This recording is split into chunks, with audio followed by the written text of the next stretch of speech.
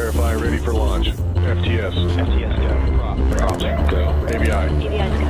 10, 9, 8, 7, 6, 5, 4, 3, 2, 1.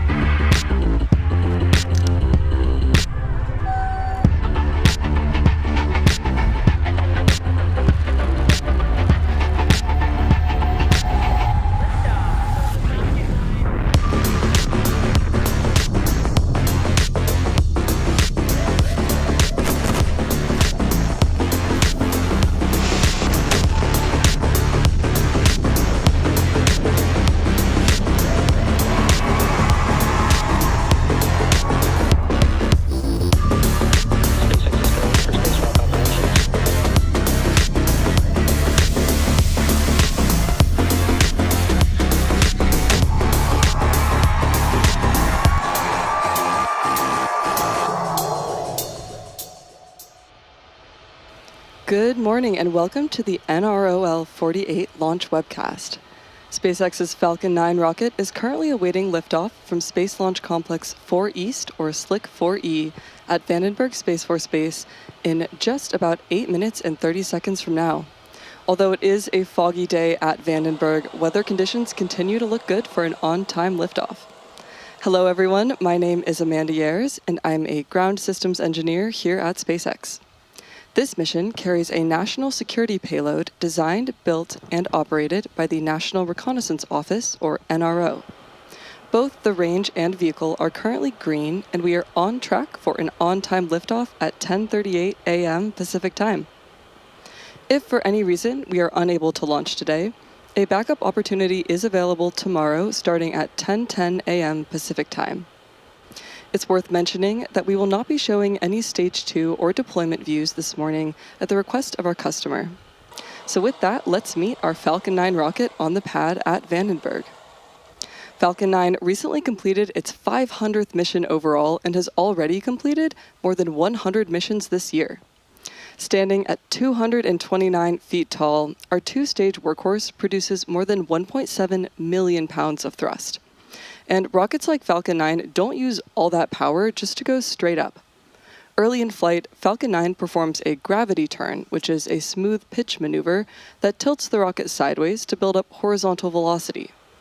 You may hear this called out about 10 seconds into launch as the vehicle pitching downrange. Once the first stage completes its portion of the mission, it will shut down and separate. A staged rocket like Falcon 9 sheds the booster, so Stage 2 and the payload can keep climbing faster and more efficiently. Engine chill.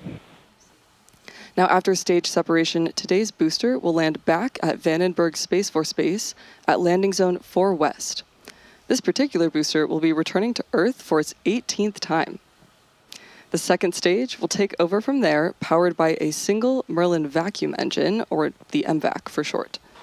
With its extended nozzle and optimized design, the MVAC drives maximum performance in the vacuum of space. Topping it all off is the payload fairing, a 17-foot wide carbon composite shell that protects the payload during the uphill trip through the atmosphere. About 3 minutes into flight, both halves of the fairing will separate and parachute back to Earth. Our fairing halves have also seen multiple flights. One is flying Stage for 1 its... RP1 load is complete. Oh, there we heard that. Stage 1 has completed RP1 load, and liquid oxygen loading is continuing on both stages at this time. Now, one half of the fairing is flying for its 28th time today, and the other for its 27th.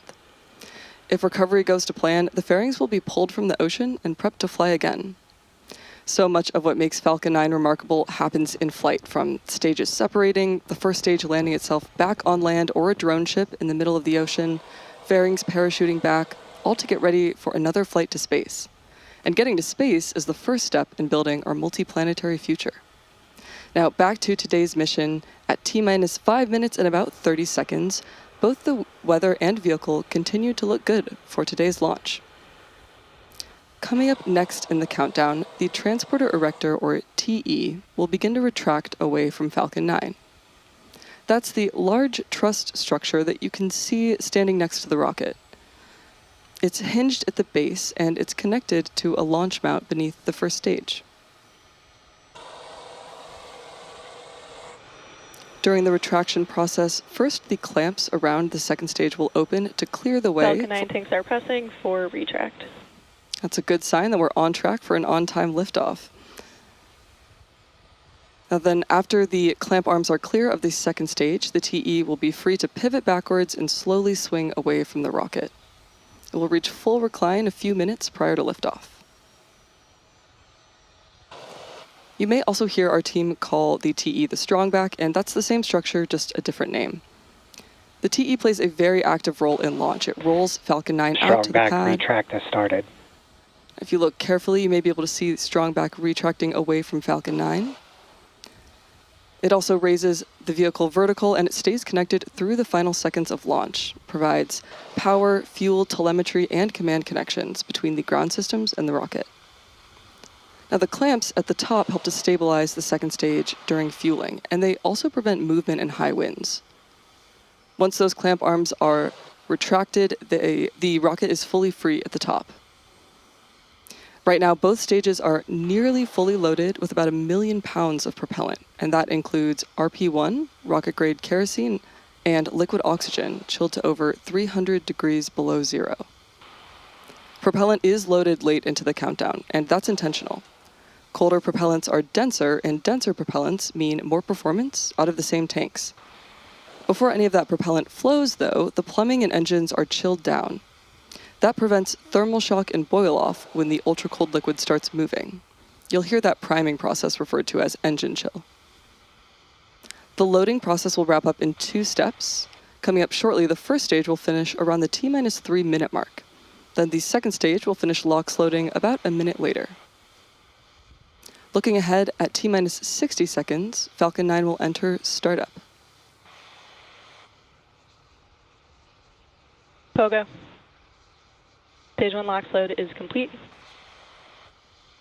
Stage 1 LOX loading is complete, which wraps up the propellant loading for the first stage.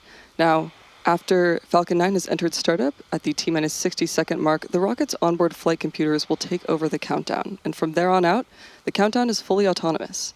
Just inside of T-2 seconds, the 9 Merlin 1D engines will ignite. And once they're at full power, Falcon 9 will lift off the pad and begin its climb to orbit. At just under T-2 minutes and 30 seconds, the payload remains healthy and the rocket is tracking no issues. With that, Falcon 9 is nearly fully fueled and heading into the final minutes before launch.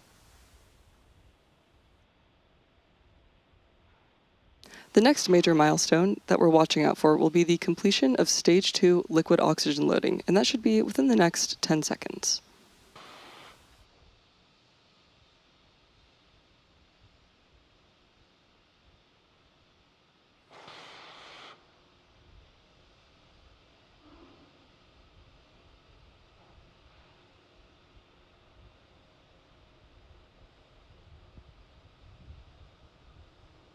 Stage 2 LOX load is complete. With that confirmation, Falcon 9 is now loaded with 1.1 million pounds of propellant across the first and second stages. And at this point, you've probably also noticed the white clouds venting from the rocket through the fog. Ground gas closeout. That's condensation from venting the cold oxygen gas overboard to maintain nominal pressure on vehicle. Gas closeouts have started, which refers to the venting and shutting down of gaseous systems such as topping off the tanks and sealing vents to maintain pressure. At this point, we are standing by for confirmation that Falcon 9 is in startup at the T-1 minute mark.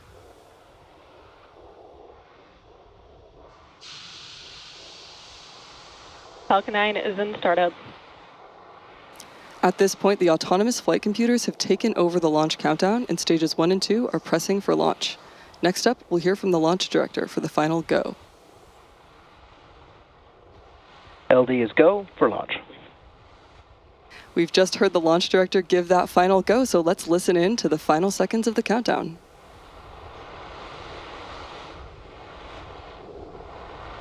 T-minus 30 seconds.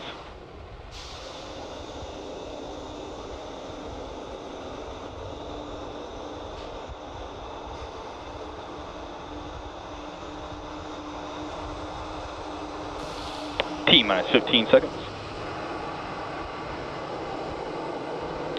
T-minus 10, 9, 8, 7, 6, 5, 4, 3, 2, 1. Ignition. And liftoff of Falcon 9. Go SpaceX, go NROL-48. Vehicles pitching downrange. M1D chamber pressures are nominal.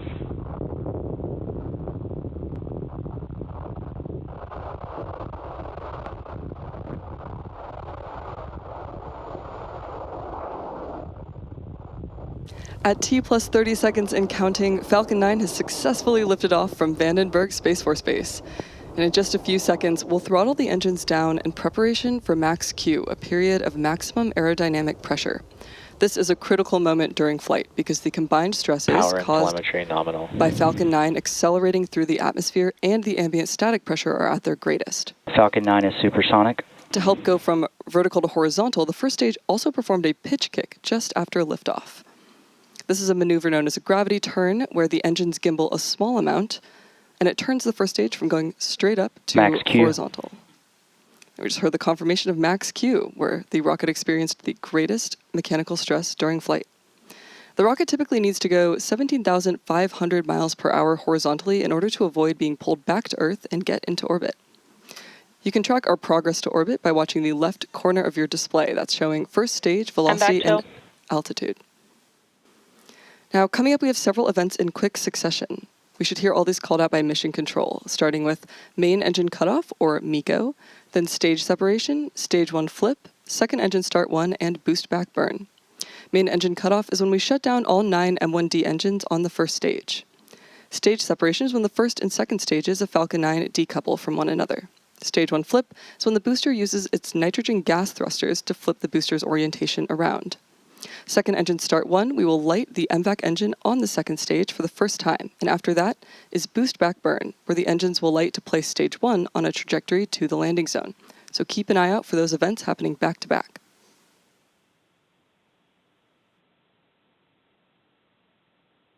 Stage separation confirmed. MECO.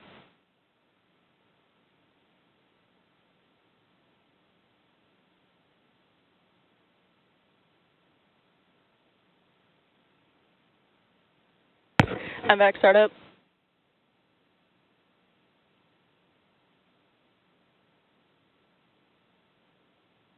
And there we had confirmation of MECO, stage separation, stage 1 flip, second engine start 1, and boost back burn. Coming up will be fairing separation just a few seconds from now. The fairing jettisons away from the second stage as it is no longer needed to protect the payload once we're in space. Fairing separation confirmed. Great confirmation of fairing separation, and as mentioned earlier, we will be attempting to retrieve those fairing halves again once they fall back to Earth. Now, coming up next will be the shutdown of the boost back burn.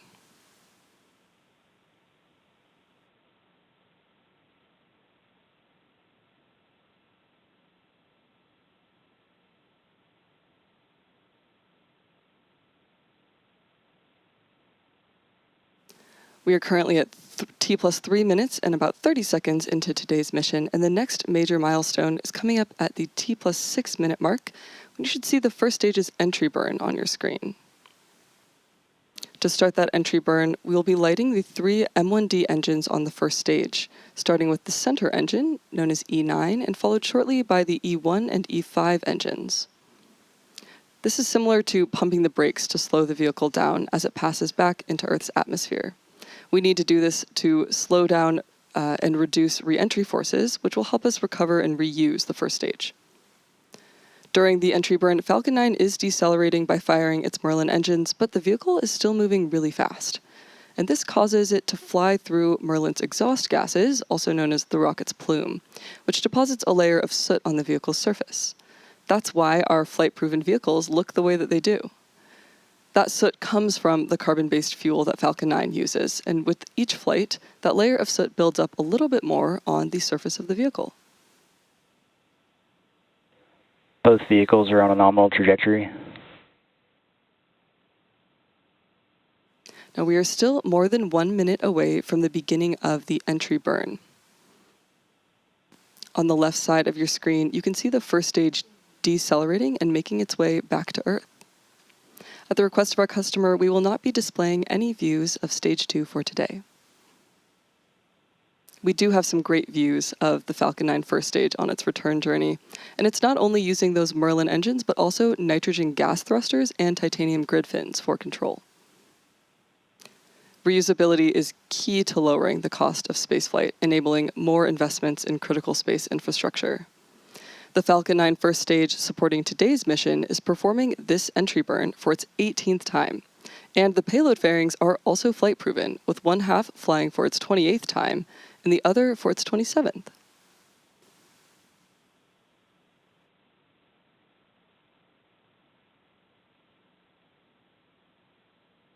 Now, we are about 15 seconds away from the beginning of the entry burn, which is the second of 3 burns that Falcon 9 will perform on its way back to Vandenberg. You'll see the engine graphics light up as the engines themselves do on the bottom of your screen.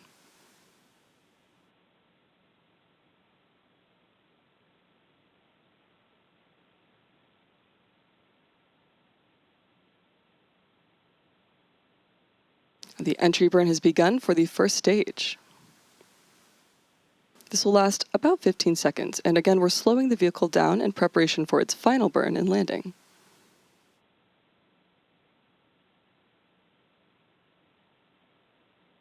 Now, the entry burn is shut down on the first stage, and coming up next will be the landing burn in a little bit less than a minute from now. The Merlin engines on the Falcon first stage are optimized for sea level, and they each achieve around 190,000 pounds of thrust each during ascent and descent. At liftoff, Falcon 9's first stage has thrust greater than 5 747 airplanes at full power. In comparison, the single MVAC engine... Stage 1 FTS has saved. The single MVAC engine on the second stage has a much wider nozzle than the M1D sea level engines, and it's optimized to operate in space, producing 225 pounds of thrust in vacuum.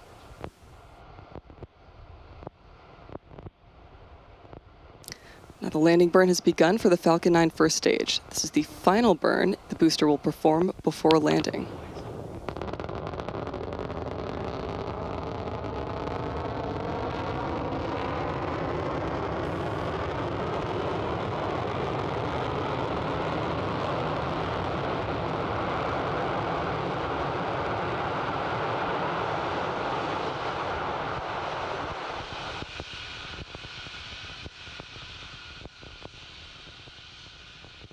Another successful landing of our Falcon 9 rocket. This was the 18th, Stage 2 is in terminal guidance.